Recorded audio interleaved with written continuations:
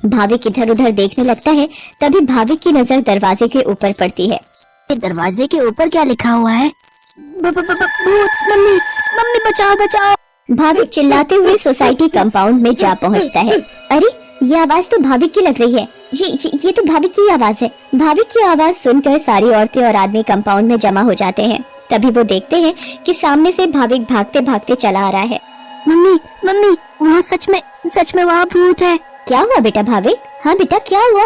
तुम इतने घबराए हुए क्यों लग रहे हो? हाँ बेटा कुछ तो बताओ। कहीं तुमने फिर से सामने वाले फ्लैट में भूत तो नहीं देख लिया? भूत कहाँ है भूत? मैं छुपने के लिए एक फ्लैट में चला गया क्योंकि उसका दरवाजा खुला हुआ था। मैंने वहाँ लिखा देखा। क्या लिखा देखा और कहाँ देखा? कि यहाँ से चले जाओ वरना मैं तुम्हें मार दूंगी। चलो बेटा तुम हमें वहाँ लेकर चलो।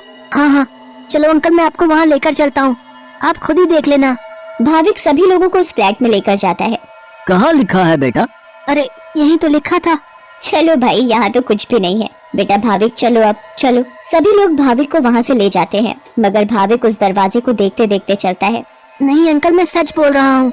हमें इस बच्चे की बात एक बार मान लेनी चाहिए और आज रात मिलकर सोसाइटी पर नजर रखनी चाहिए। हाँ आप सही बोल रहे हो। क्या पता ये सब सच हो। तो ये तय रहा कि आज रात हमारे पति सोसाइटी की देखभाल करेंगे। उस रात 3 आदमी सोसाइटी के गेट पर खड़े रहकर सोसाइटी की देखभाल कर रहे थे। मुझे जरा बाथरूम जाना है, मैं बस अभी जाकर आता हूँ। हाँ ठीक है तुम होकर आओ। क्या हुआ जी? गुड्डू को बहुत डर लग रहा है और वो बोल रही है कि आप ही उसे सुलाएंगे, तो आप जरा ऊपर आकर उसे सुला जाएंगे? ठीक है अभी आता हूँ। दूसरा आदमी पहले आदमी से बोलता है। मैं जरा अपनी बेटी को सुलाकर आता हूँ, उसे डर लग रहा है। अब सोसाइटी के दरवाजे पर सिर्फ रमेश यानी तीसरा आदमी ही बचता है। कहाँ रह गए ये दोनों? वो आदमी इधर उधर घूमता रहता है और अब उसे भी अकेले डर लगने लगता है। तभी उस आदमी को किसी औरत का साया दिखता है। उसके लंबे खुले हुए बाल और पायल की छम छम आवाज। चुड़ैल बचाओ बचाओ चुड़ैल। फिर अचानक वो चुड़ैल उसके सामने आ खड़ी होती है और आदमी बहुत तेज चिल्लाता है और वहीं बेहोश हो जाता है। अरे ये चिल्लाने की आवाज किसकी आई? हाँ आवाज तो मुझे भी आई। चलो चलकर देखते हैं। सारी सोसाइटी वाले अपनी बालकनी में आ जाते हैं तो वो क्या देखते हैं कि वहाँ रमेश बेहोश पड़ा हुआ था। ये आवाज कैसी आई थी? फिर सोसाइटी वाले नीचे आ जाते हैं तो वो वहाँ पर रमेश को जमीन पर पड़ा हुआ देखते हैं। सब जल्दी से नीचे आते हैं। सविता और भाविक भी नीचे आ जाते हैं। अरे कोई इन्हें होश में लाओ, उठिए भाई साहब उठिए।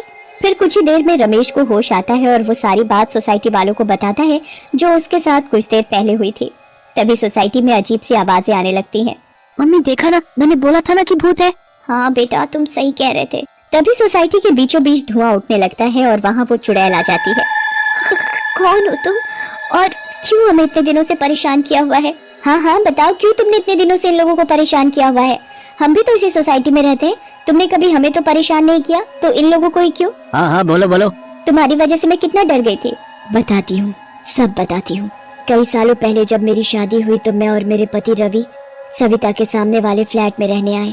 हम बहुत खुश थे पर अचानक मेरी माँ की तबीयत खराब होने की वजह से मुझे कुछ दिन के लिए यहाँ से जाना पड़ा और तभी सविता के फ्लैट में एक बहुत सुंदर लड़की रहने आई। रवि उस लड़की को पसंद करने लगे थे और वो लड़की भी। उस लड़की को ये बात नहीं पता थी कि रवि शादीशुदा है। मैं जब वापस आई और मुझे ये सब पता लगा तो मैंने रवि को समझाने की बहुत कोशिश की, बहुत लड़ाई की पर वो नहीं माने। रवि मुझे छोड़कर उस लड़की से शादी करना चाहते थे और एक दिन रवि और वो लड़की चुपके से अचानक कहीं चले गए। मैंने उन्हें ढूंढने की बहुत कोशिश की मगर वो मुझे कहीं नहीं मिले और एक दिन मैंने उन दोनों को बाजार में साथ देखा। उन दोनों ने शादी कर ली थी।